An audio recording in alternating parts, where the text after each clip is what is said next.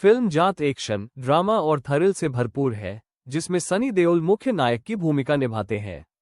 कहानी की शुरुआत दक्षिण भारत के तटीय इलाके के एक छोटे से गांव से होती है, जहां तुंगा राणा, रणजीत हुड्डा और उसका भाई सोमुलु, विनीत कुमार सिंह, लोगों पर आतंक का साम्राज्य चला रहे होते हैं।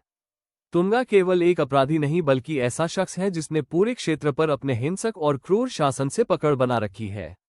उसके शासन में गांव वालों की हालत बेहद खराब है, किसानों की जमीनें छीनी जाती हैं, महिलाओं की सुरक्षा खतरे में है और जो भी विरोध करता है उसका अंत हिंसक तरीके से कर दिया जाता है। तुंगा की पत्नी भरती, रेजिना कैसेंड्रा और उसकी मां भी उसके अपराधी साम्राज्य का हिस्सा होती हैं और उसके निर्णयों को और बल देती हैं।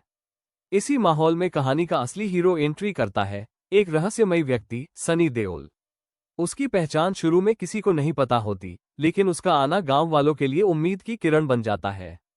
वो साधारण कपड़ों में सीधी सादी जिंदगी जीने वाला प्रतीत होता है, लेकिन जब वो तुंगा राणा के गुंडों से टकराता है तो उसके भीतर की ताकत और साहस सामने आता है।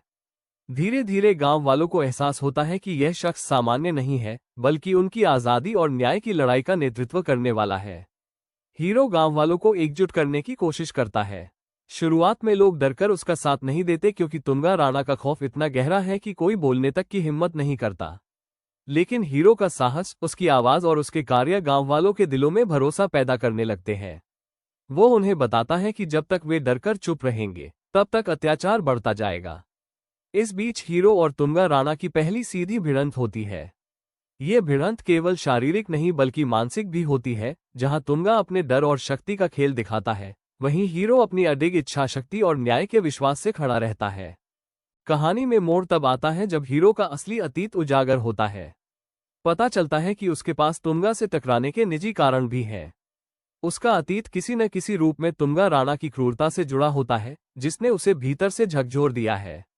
यही वजह है कि वो सिर्फ गांव वालों की मदद करने नहीं आया, बल्कि अपना हिसाब बराबर करने और अन्याय का अंत करने आया है। कहानी के मध्य भाग में हीरो कई बार तुंगा के जाल में फंसता है। पुलिस और प्रशासन तुंगा के साथ मिलकर काम करते हैं, इसलिए हीरो का संघर्ष और कठिन हो जाता है। गांव वालों में से कुछ लोग उसके साथ खड़े होते हैं, लेकिन कई अब भी डरते हैं। इस खींचतान के बीच कई भावनात्मक दृश्य आते हैं, जैसे कि औरतों का रोना, किसानों का उजड़ना और बच्चों का भयभीत होना। हीरो इन सबको देखकर और दृढ़ हो जाता है। जैसे जैसे कहानी आगे बढ़ती है, हिंसक टकराव और खून खराबा बढ़ने लगता है। हीरो अकेले ही तुंगा के साम्राज्य को चुनौती देता है। कई बार लगता है कि वह हार जाएगा, लेकिन उसकी जिजीविषा और गांव वालों का धीरे धीरे जागता साहस उसे आगे बढ़ाता है। क्लाइमैक्स में एक लंबा और जबरदस्त संघर्ष होता है, जहां हीरो और तुंगा आमने सामने होते हैं। ये टकराव तलवार, बंदूक और हाथों की ताकत से भरा होता है, लेकिन असली जीत साहस और सच्चाई की होती है। अंत में हीरो तुंगा राणा को मात देता है और गांव वालों को उसके आतंक से मुक्त कर देता है। गांव में पहली बार स्वतंत्रता और शांति का माहौल लौटता है। लोग अब केवल हीरो को नहीं, बल्कि अपने भीतर की हिम्मत को पहचानते हैं।